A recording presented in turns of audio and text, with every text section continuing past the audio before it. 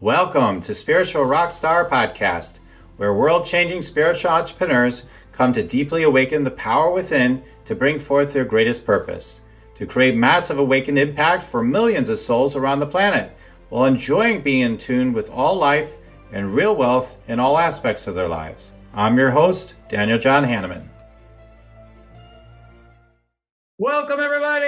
I'm so glad to have you all here. Another amazing Spiritual Rockstar podcast. And I'm so grateful for this interview with Milagros. And we're going to have an amazing time. I mean, this is a powerful subject, obviously.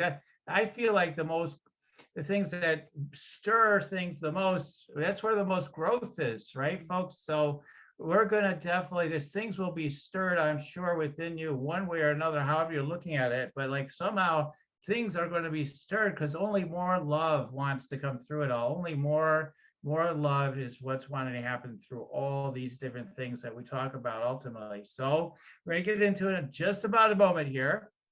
Do you want to meditate and make money? Let it be simple. Let it be easy. Let it be fun. Go to yoursacredpurpose.com and get your free Meditate, Make Money meditation today. And so let me tell you all about Milagros. But first, hello, Milagros. Hello, Daniel. Oh, so lovely to be here with you. I love it. I love that little artwork in the back too. It's a beautiful piece. It really is. Thank you. It's one of mine. I thought so. Yeah. Okay. Yeah. I used it on the cover of my first 3 books, actually. Oh, nice. Yeah. Nice. Wonderful. So we've got a real wonderful powerhouse here today. So Milagros Phillips is a keynote speaker, TEDx presenter, 4 times author, and certified coach. She designs strategic learning programs for organizations seeking to enhance their diversity, equity, and inclusion initiatives through race literacy. Her programs use history, science, research, and storytelling to create compelling, life-transforming experiences. For more than 35 years, Milagros has consulted, designed, and facilitated programs across many industries. She is an artist, a Reiki Master and Teacher, a sound therapist, a teacher of Course in Miracles, and creator of Race Demystified, a compassionate approach to healing from racial conditioning. Her latest book, Cracking the Healer's Code, a prescription for healing racism and finding wholeness, it's out right now, I imagine, right? So you just showed it to me. Okay. Milagros is a recipient of the 2021 THOUGHT WALDEN Award for Interfaith and Intercultural Understanding. So again, just such a wonderful opportunity to be with you today. And I love the subject. You know, it brings so much energy and emotion up in people, and that would include me.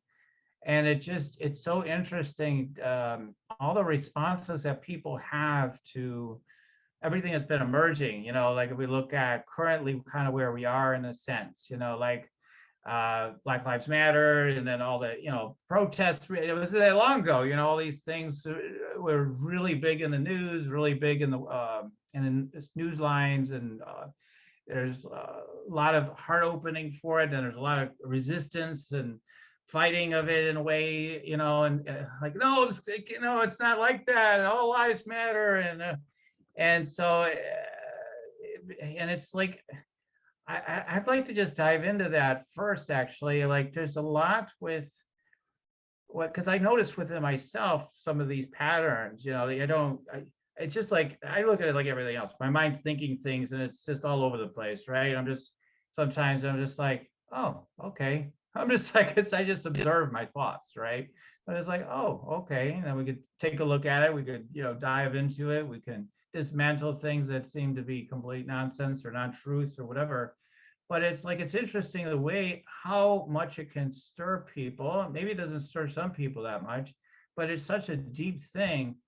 And you know, it's just so interesting, like all the energy that's been stirred around and all the concepts that people that talk about getting into mental concepts, all the concepts that come up around it. And it just like people are uncomfortable is what it comes down to. Especially the white people, I suppose, but like we're so uncomfortable by it, right? either it's like, I don't know, I hear from so many people, it's like, oh my God, I'm so sorry, I didn't know, or then you've got people like, wait a minute, all lives matter. And then you got people all over the place responding in all kinds of interesting ways. So I just want to kind of start off like what this evokes, and that again, the call is for love. And I really felt like that is so squarely your mission, is love for everyone and addressing this issue. And it's not so much about blaming people, but it's about healing, truly healing. And that's what it really spoke to me. So anyway, sometimes I just babble on. I look at it as kind of just a talk I'm having with people with these interviews. So I just kind of babble on for a while. And I'm like, okay, so what do you think? Like, what comes up for you as I'm saying all these things, Milagros? So, yeah. So it really is a loaded topic for people, no matter which way you turn it. And the thing is that we don't consider what, when we go, it's race, of course, it's loaded, but it isn't that simple. The reason that it's so loaded is that it's 500 years of conditioning. And when you look at it from that perspective, it's very difficult for a lot of people to let that go. And it doesn't matter if it's good, right, bad, ugly, beautiful, it doesn't matter. They just don't want to let it go because it's very familiar. You know, and so there's the familiarity of the dysfunction, you know, because ultimately that is what it is. And also the reality that we haven't learned a lot about this topic because we haven't gotten the historical context in school. We don't really understand what this is about. We think that it's you know, we sort of relegate our knowledge of race and racism to slavery and the civil rights movement and you know, and the Civil War and, you know, things like that. And this is so much deeper and it's so much older than that. And how people have been conditioned to separate from one another in so many different ways, and particularly this way. And so when we're talking about race, what often happens is, particularly when you're speaking to a white person about race and racism, is you trigger their stress response. So it's fight, flight, or paralysis. They either want to defend themselves or they want to get out of there as quickly as they can, or they you know, they become paralyzed. And you know, I always tell people is that you can tell because the body's there, but ain't nobody home. The spirit flew away because it's sort of like, I'm not talking about this, you know.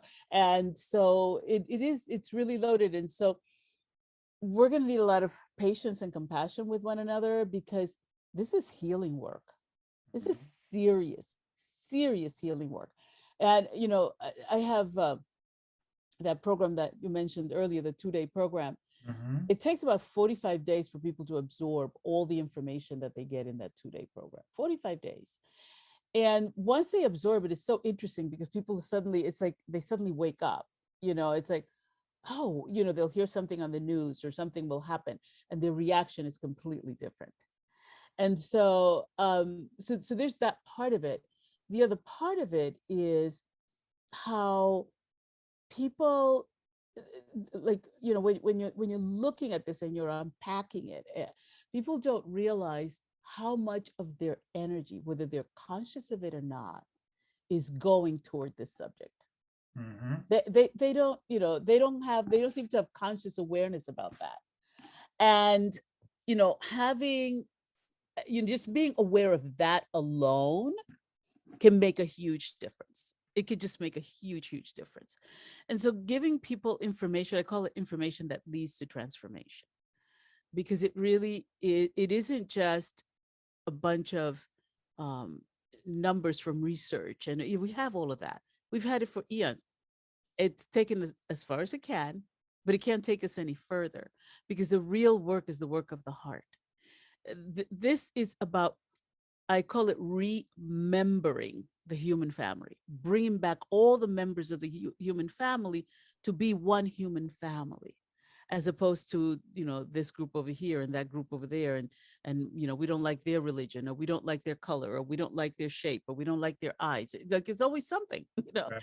Right. um but you know, those of us who are here consciously to be healers, I think it's so important for us to be aware of the fact that if if it looks if it looks big, we need to remember, first of all, we're bigger. We've been well prepared to deal with whatever it is. And that if it looks ugly, it's not just for it to be ugly. If it looks ugly, it's because it leads to our beauty. And so when it comes to this issue of race, it's so important for people to look at the fine points of it and run the other way, right? So if it's segregation, oh, then this must be about unity. You Mhm. know, if it's about war, oh, this must be about peace. And by creating more war, we're not going to get to peace, because peace is a frequency that lives in love, you know. And so never the twain shall meet. You know, you You're right. cannot make peace anywhere by creating war. That's just not going to happen. And so even when it comes to looking at this subject, and how people become activists sometimes. And I love activists. I was an activist myself, you know, protest, blah, blah, blah, the whole thing, right? But what I came to realize at one point is, if we are at war with that which is at war with us, all we're doing is defending ourselves. We're not reaching peace. And if we go out into the world carrying the armor of war, then it's a frequency. We're going to engage with that frequency whether we want to or not. And so I always think it's so interesting that so many peacemakers carry so much war in their hearts, you know, because it's like, you're not getting this. It starts here first, right? Like, you Right. know, Right. it's if you go out there to make peace, you need to literally vibrate that frequency. You need to do that, and that's a practice. That's a practice. That's not just like, oh, I mean, there are people who will wake up one day and just go, got it, you know. I remember having a conversation with Camila Sadat. Her father was Anwar Sadat, president of Egypt, some time ago. And she was telling me that her father told her that he was a real warmonger until he went out in the battlefield and saw all those young men laying dead in the battlefield. And he made it his life's mission to bring about peace. You know, that if we can just understand that sometimes what it takes is for us to experience the painful side of life, so that we realize that there's also beauty and love, and we choose that, and then we make a commitment to continually choose that. That doesn't mean we don't get angry. That doesn't mean we hide from our emotions, or we bury them under the carpet, right? Doesn't mean that. What it does mean is we acknowledge our anger. We acknowledge what it is that's making us angry, and we choose love anyway. Right. Right. Amen. All right. All right. Absolutely. I mean, I couldn't agree more.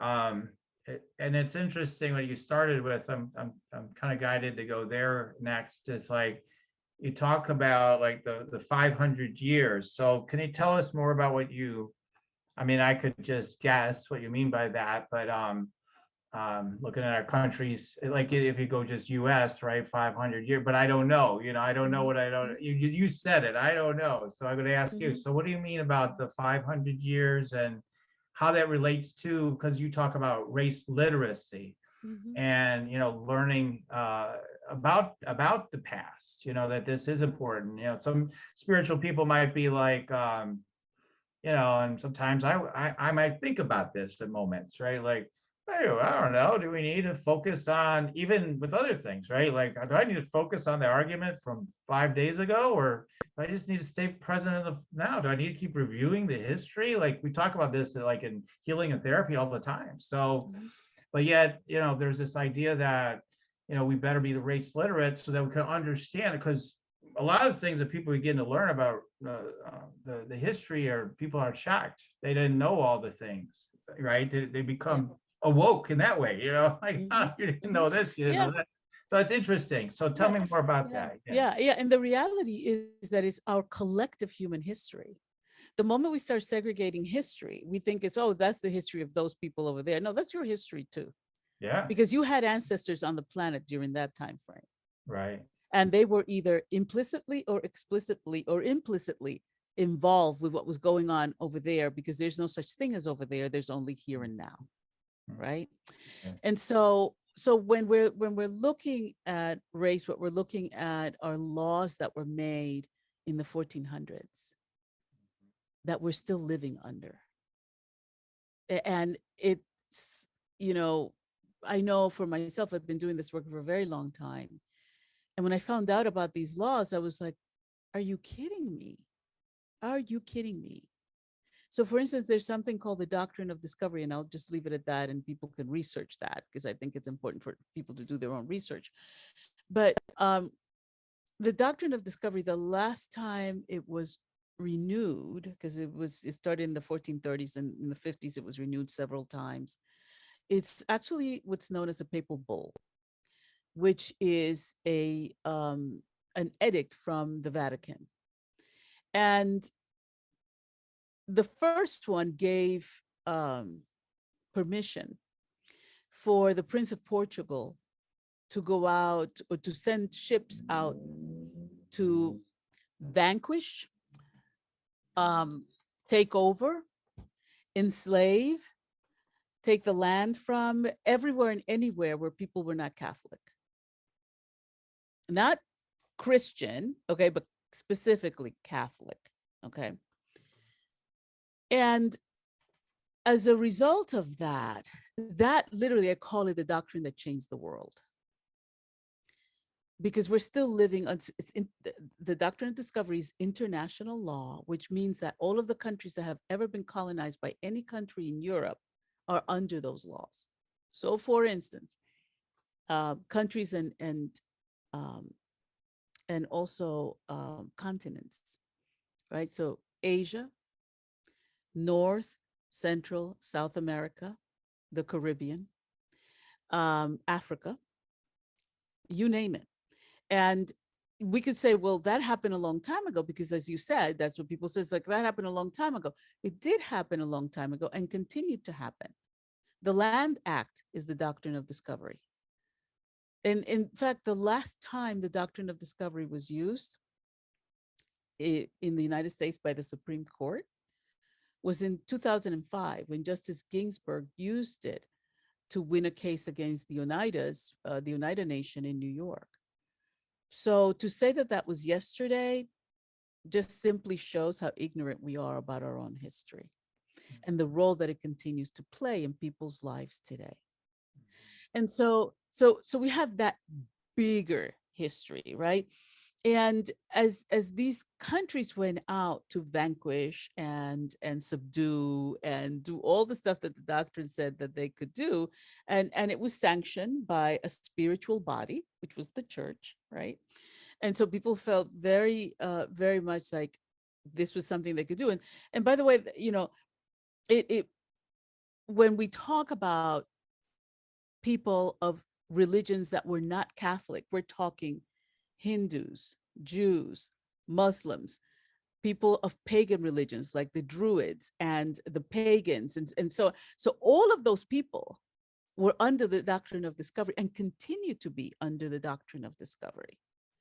And so understanding that our racial conditioning is not natural. Okay. Like I do a lot of work with organizations, and they always talk about biases. Okay. And the upshot of bias training is that we all have biases. And yes, we do. They help to survive as a human species, right? But not all of our biases are institutional and systemic. Race is. It is. And so that's what makes it so different. And then it has this amazing history that continues to impact us today. And the other thing is that I always tell people this, and those who have heard me speak before will hear me say this a million times. And that is, when you go to the doctor because something is wrong, because something is hurting, something's not functioning right, which means it's dysfunctional, right? Or whatever, you go there to be healed. One of the first things they ask you for is your medical history. They need to know what's happened in your lineage so that they can understand what is happening to you now, so that then they can help you create a plan to get better in the future. So if we don't understand our history, all we do is we keep repeating it over and over and over again. And that history that we keep repeating serves those who created that history, but it doesn't necessarily serve the people. And when I say the people, all the people. Because it doesn't even, I mean, I was raised Catholic. And I remember I was a little girl. I used to, my mother used to give me money for the collection plate. And she would send me to church by myself. This was in the Dominican Republic. And, you know, you're a kid, you go anywhere by yourself, right? So she used to send me to church. And I used to go to the frap store and I would get a vanilla shake with the money from the collection plate. And I go visit my father, who works 6.5 days a week. I go visit him at work. And I was like 5, 6 years old. And, and that's our little secret. My father never told my mother that I was doing this because I would have been in trouble. But the whole thing around that was, I remember having a conversation with my father because he's like, you know, you're supposed to be in church. And what did you do with the collection money? And I was just like, you know, I held up my soda, right? And my father just looked at me and I said to him, well, if they melted all the gold they have in Vatican, everybody could eat. I was just like 5, 6 years old. And I had already figured that one out. Okay. And so it's, you know, it's this idea that, you know, people think it's like, oh, you know, we have all these countries that are wealthy. We call them first world, you know, and then we have the third world countries. Well, you know, here's the thing. And one of the things that my father gave me this amazing gift, and he used to call it, you must learn to reason, you know, in other words, connect the dots. Okay, so let's connect some dots. So we have this doctrine of discovery that allowed, you know, these countries to go in and vanquish and blah, blah, blah, blah, blah. And they had the weapons to do it and they had the horses and all that, right? So they were able to do it. Here's the thing. You do not colonize a poor country. Why would you? They ain't got nothing for you, right? Right. You colonize wealthy countries. By wealthy, I mean that they have natural resources that you need, whether it's human labor or it's gold, silver, diamonds, precious stones. They have something, oil, right? They have something that you want and or need. And so you colonize them, because once they're colonized, then all their natural resources, including human resources, belong to the colonizers, right? And so we tell the story about these quote unquote poor countries, when in reality, these countries are amazingly, amazingly wealthy. I was telling a group recently, they found a vein of gold in the Dominican Republic just a few years ago. And the Canadians were trying to take it out of there. It's like, it's always something, you know, you do not colonize a poor country. Haiti, one of the quote unquote poorest countries in the world, has been paying reparations to France since 1825. Wow. And we just found out about it in 2005 when they had the big earthquake. And everybody in the world was, are you kidding me? Yeah, they've been paying reparations to France for freeing themselves from slavery. Huh. Over 100 years of that. And we call them a poor country. And you have to also remember that when Europeans were colonizing, they had nothing up there. They had already deforested most of their countries by the 1600s. They had, you know, they had a lot of diseases, because remember that there was no sanitation, right? Like people literally, they would relieve themselves in corners in the palace. There's this big thing about Versailles and how horrible it smelled. So a lot of diseases, poverty was rampant because there were only two classes. There was the nobility who were wealthy and the poor people who served them. There were slaves. In fact, the first enslaved people brought to the continental USA were white slaves. And somebody wrote a wonderful book about that in 1995. It's called They Were White and They Were Slaves. And so those were the first slaves in this country. So they were slaves, they were indentured servants. And the difference between slavery and indentured is slavery is perpetual. Indentured, you can buy your way out of. Okay, so they also had indentured service. And then they had the people who were just service, like the ones who worked in the houses and things like that. And you had the people who helped maintain that wealth by being the farmers who lived on the land, and they gave a certain percentage and blah, blah, blah, right? And so and Europeans didn't have religious freedom. I agree, that one we get right. We say that to our children in school, that people came here for religious freedom. They did, but they don't give you the other piece of that. And that is that the Vatican was after them because the whole Spanish Inquisition, which by the way was happening all over Europe, it wasn't just Spain, was all about turning everyone into Catholics. Okay. Mm-hmm. And so if you were a Jew, an Islam, a Hindu, if you were a pagan, if you were a Druid, that was a horrible place to live, not to mention all the sickness and the disease. And they only had 3 months to grow their food.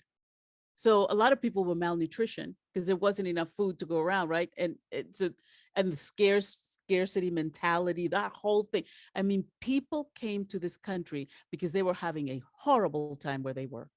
People migrate for very few reasons. Most people love the land that they were born in.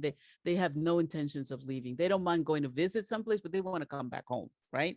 And so you have people who migrate for natural disasters.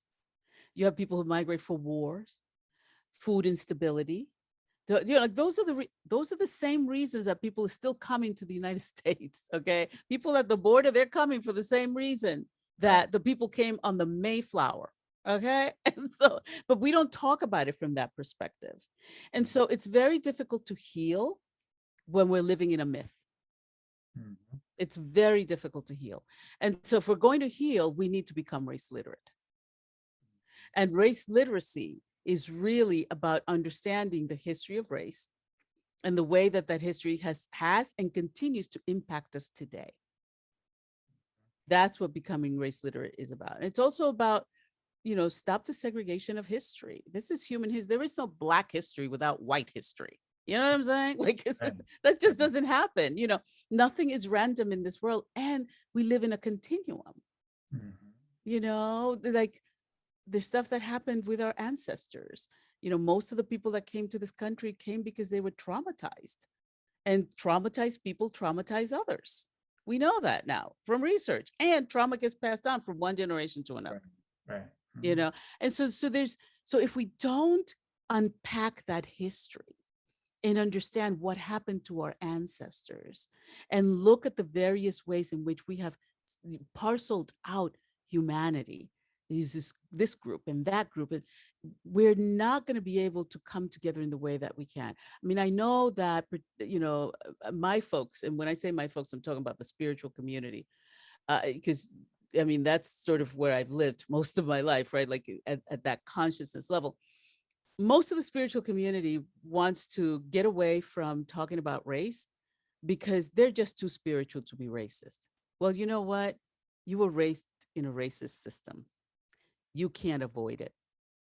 And telling yourself a story isn't going to heal it. You know what I mean? Like being honest about the fact this is not your fault, but it's still your responsibility to heal it.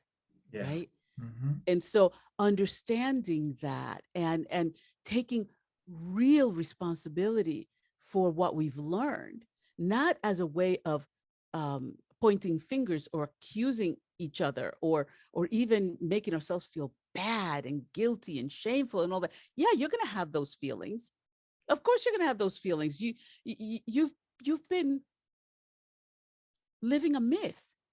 So when you open up to the reality, what happens is you feel betrayed, which was going to make you angry. It's going to, and people don't want to deal with those emotions, but it's in the dealing with those emotions that we grow, that we realize that we are bigger than the shadow. Because as long as we let that shadow be bigger than us, that shadow's got us. Yeah. The moment you become bigger than the shadow and you face it and you look at it and you go, wow, you know what? We did some really sucky things. Okay. Like we did some horrible stuff. Mhm. And it's time to stop it. But you can't stop it if you don't think you're doing it. If you think it's just those people over there, like it's got nothing to do with me. When in Right. reality, it's about all of us. It's about Right. all of us. Right. Yeah. Right. Yeah. Well, I think about, my,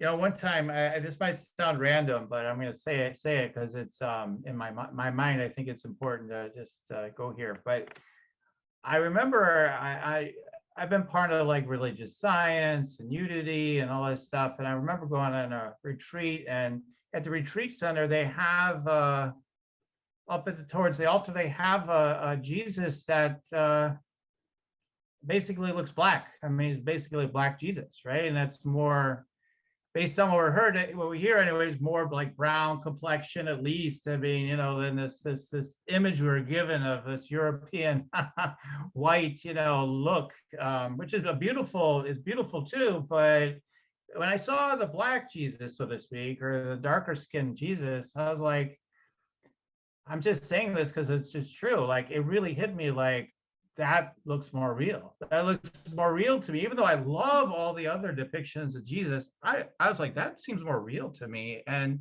I think it was even before like me hearing like, oh well, and it just makes logical sense. Of course, it wouldn't have been white, lily white or whatever. But Yeah, and anyway, a lot of people don't like like even having a consciousness around the fact that this, as we're told the story, Jesus was a Jew, yeah. and understanding that the first Jews on the planet were actually Black people. There's Mhm. still a lot of Black Jews that practice in Harlem, where there's synagogues, Black synagogues in Harlem, but having a deeper understanding of the history helps you to really come to terms with, well, where did that religion come from, and what like what are the finer points of that, and what does it mean for people to, with all this anti-Semitism, calling themselves Christians, like, I don't know, but the Jesus I read about, Right. he wouldn't like that. You know No. what I mean? Right, Like that right, would not be where he'd go. You know, right. he would be the one bringing people together and talking to them about their commonality and all of those kinds of things, Right. which is really why we're here. We're Right. on the planet to love one another, to learn from one another, to experience each other's wholeness and joy and beauty, and to receive the gifts that we each bring for one another, because this is where we get to be in the flesh. And Yes. what an incredible gift it is to be in the flesh. And we're missing it. It's like we're Yeah. so mired in this stuff that doesn't serve any of us. And so many people don't want to let it go. But I mean, what I know is that if we're going to change this, it isn't just about changing your mind. It's Mhm. about changing your heart. Mhm. It's about acknowledging that we are one human family, that we're all related. Science is telling us all that now. We're all related, and like spiritually, we've always said that, right? Like we're Mhm. one, we're all related, the spiritual siblings. But now we know it scientifically, so it's like, what are we going to do to get our human family to be healthy? Right. Like if we think about it from the perspective of our own families, what would we do to see to it that our families are healthy? And then taking that and blowing it up into, what can we do to make our human family, our global village, healthy? And I'm not talking about, like airy fairy healthy. I'm Some talking about, crazy nirvana that people think of, right? yeah, I'm talking about Mhm. deep in our core, owning our wholeness, realizing that we're more than enough, Because what a lot of this stuff does is it makes people feel like they're just not enough. And I'm not just talking about people of color. White people also feel like they're not enough. They're Oh, not enough to make a difference. They're right, not enough. You know what I mean? And so this not enoughness is one of the diseases of our human family. right, You know, right, so what, like if we had a child who felt that they weren't enough, right? right. But we knew that they were ever so much more than that, right? Mhm. Wouldn't we remind them of that? Wouldn't we find ways to help them actualize so that they come to not just think that they're enough, but to know that they're enough, right? We would want that for them. When we start growing and we start expanding and we look with wide open eyes at what has been and what is, we can then become creative about what can be. Right. And that's where we start shining and our lights become brighter and we connect with one another at that deep, heartfelt, love felt level. Because that's why we're here, ultimately, that's why we're here. Right. Right. I mean, yeah, there's so many things coming up with what you're saying on my end to talk about and share and to ask you questions. And so, I mean, one of the things that, yeah, I love that you talk about the shadow. And, that's been something that I've worked with people with around, in business and money, especially, but also, I mean, as it relates to every aspect of that, even if you look at, traditionally in shadow work, we say, you're all of it. Yeah. I mean, so to be concerned, like it's almost we're trying to fight that we're racist, like all of us. I would say Yeah. personally all of us. Yeah. So you're racist. No, I'm not. Okay, well, all right. Now you're gonna have to deal with that untruth of it because we all are. It's Yeah. so I don't know if you agree, but it sounds like you do. But like, tell me more about that because we're all Yeah. carry all of it, right? It's a matter of Mhm. how we're Yeah. being with it. You said we need to change our heart, right? So how can we change our heart as it relates to, hey, we're all of it. So then that now what? Okay, we're all of it. We need to change our hearts. Now what? Yeah. And the now what, that's where the power lives, Yeah. because it's about becoming creative. It's this hasn't been created before. We get to create something brand new. And then we turn that over to the next generation and give them the opportunity to create something brand new. But if we don't do the work that we need to do here and now, all we're doing is leaving the same poison to the next generation. And which will then, do whatever they can with it. But if we could change things now, and we can, and we have this amazing opportunity to create something completely new, what could we create? Because it's the living in the question mark. It's don't even try to answer the question, just live with the question so that the answer can bubble up in you. Yeah, yeah. you I know agree. I agree.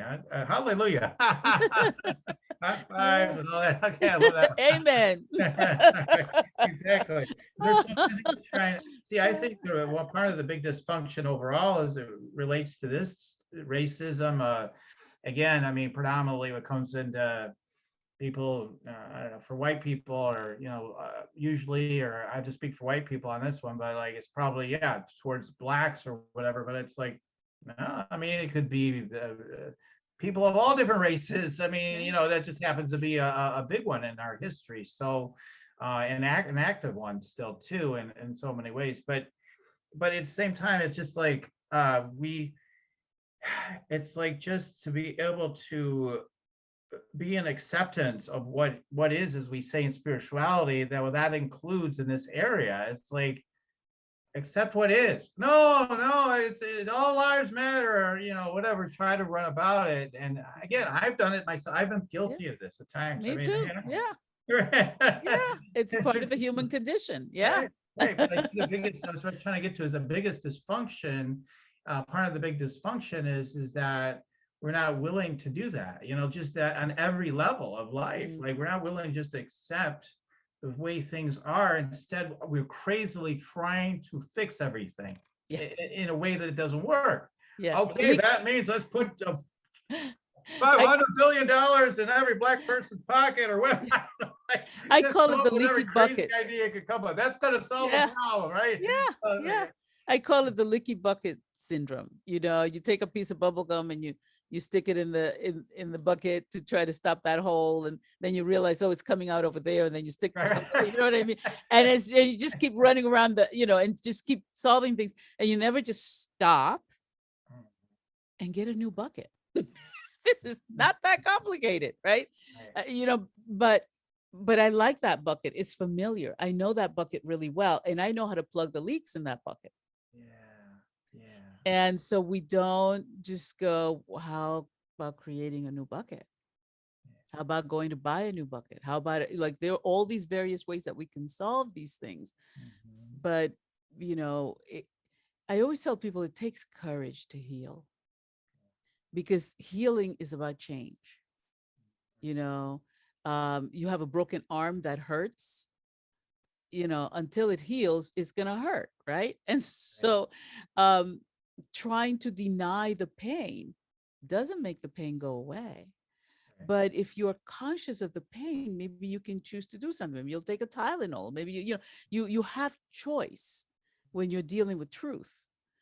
It's when you're dealing with a myth that you just keep twirling around, because your spirit, your soul, your essence, your personality, they're scattered all over the place. You just can't. I always remember this great phrase by Carolyn Mays. I think it was in Anatomy of the Spirit, when she said,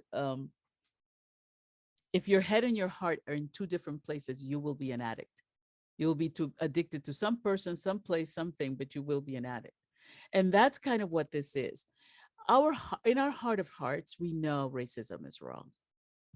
In our heart of hearts, we know it, But our heads have been taught through conditioning and programming that this is the way things are. Yeah, even for people, I agree. I mean, I feel like even people are like, I'm totally against racism, but there's still a psychic, whatever you want to call it, subconscious psychic imprint that, hey, this is the way it is, it's just the thoughts we have about people like that and blah, blah, blah. Even if you don't want to be that way, it gets into you. Now, I don't know. I mean, at some level, I suppose even kids might have some of these differentiations in their.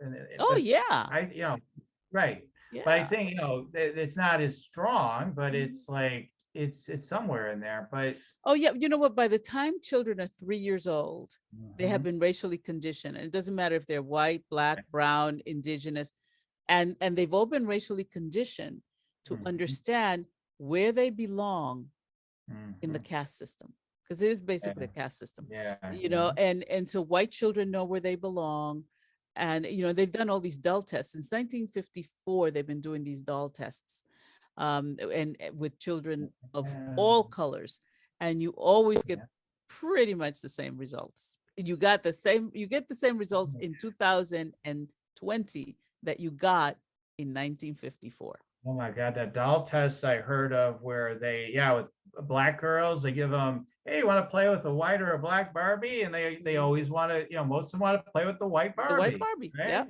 Yeah. Because they've been conditioned that's better. Yeah. And then when you ask them, well, which doll looks like you?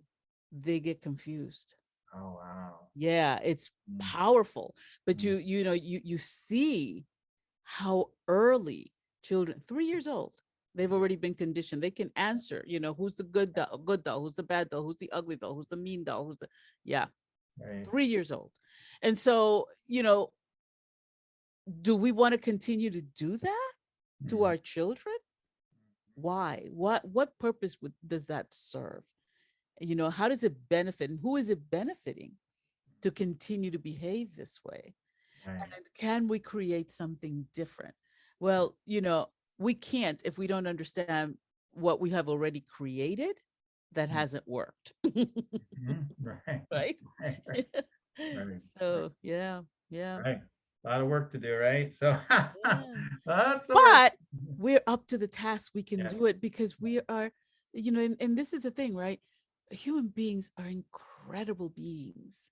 Yeah. And we're on this planet to create beauty and expand our level of knowledge and our awareness, and to be in love with life, with everything that's on this gorgeous, gorgeous planet, and to live out of the freedom that is our natural human right.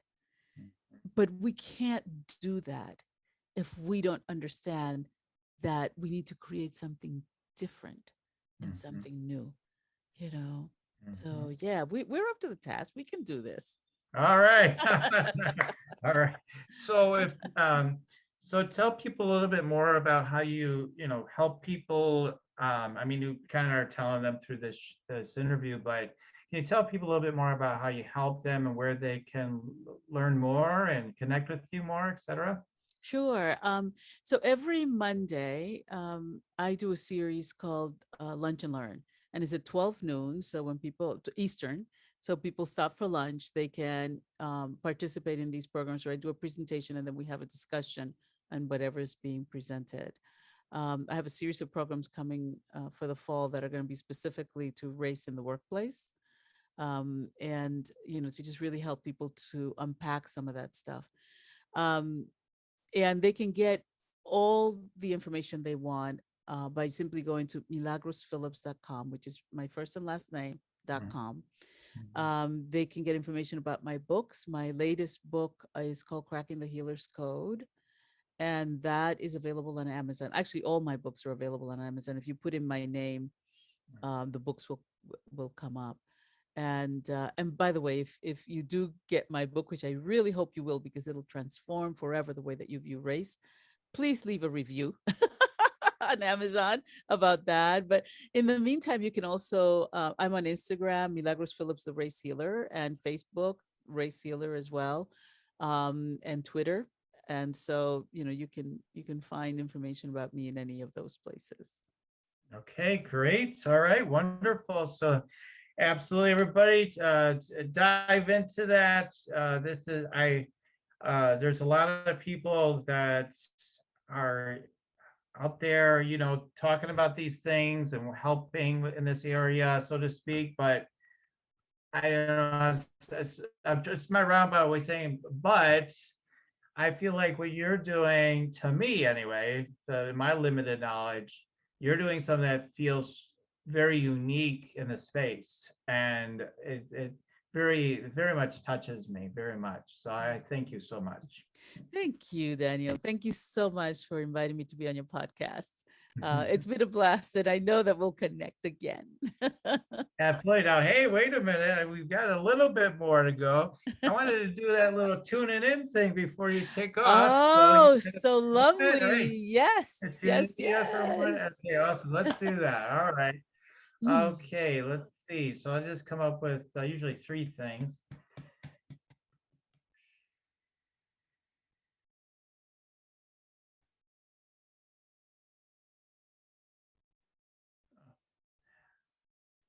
Yeah, it's just again, just like well, it's that uniqueness thing was almost part of it, right? So just it's so refreshing and unique for me.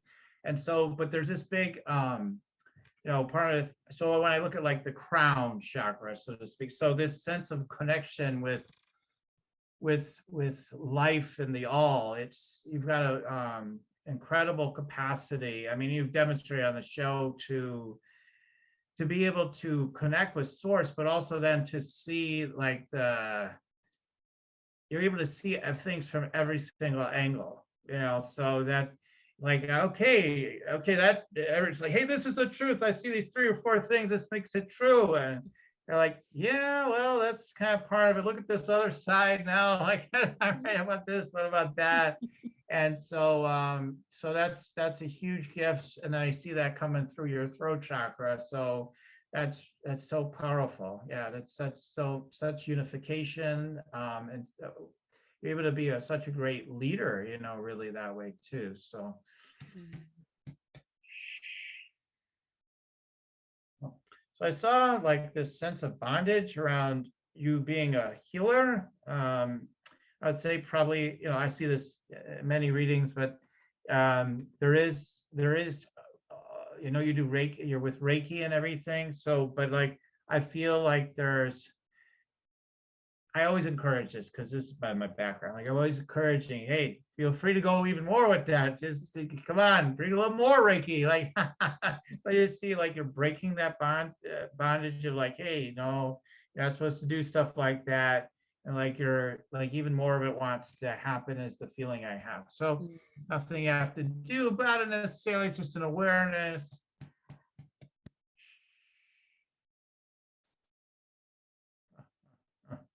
Yeah, well, I'm kind of getting like these 4 books are like child's play for you. In other words, like in one level, like just in that there's so many more books that want to happen. Like so it's like, Yeah. I mean, you demonstrated that you have enormous. You're like a library. You're like multiple libraries, and like you have such an ability to dial it in and get it out to people. So you got a lot more books coming, so that may not be any surprise to you, but I see that. No, I already started working on the next one. I already designed the cover and have the outline. Yes. Right.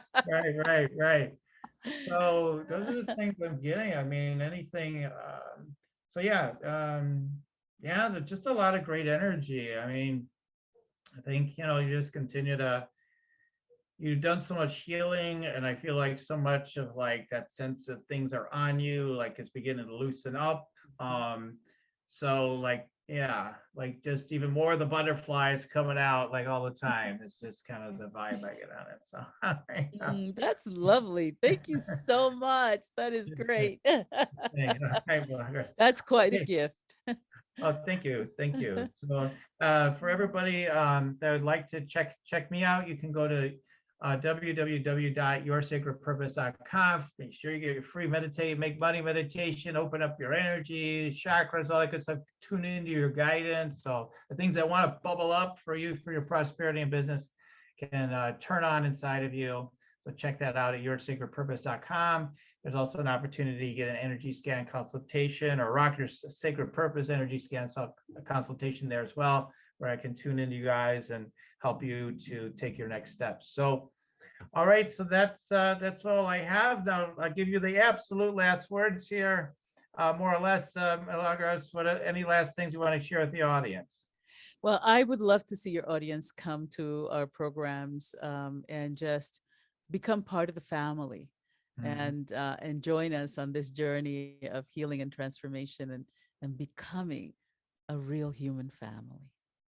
Oh, awesome. Okay. All right. Again, thanks so much for being here today. Thank you to everybody listening in.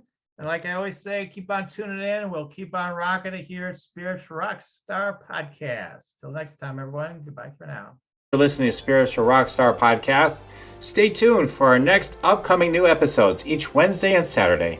Please be sure to subscribe, rate, and review to help us to serve you best.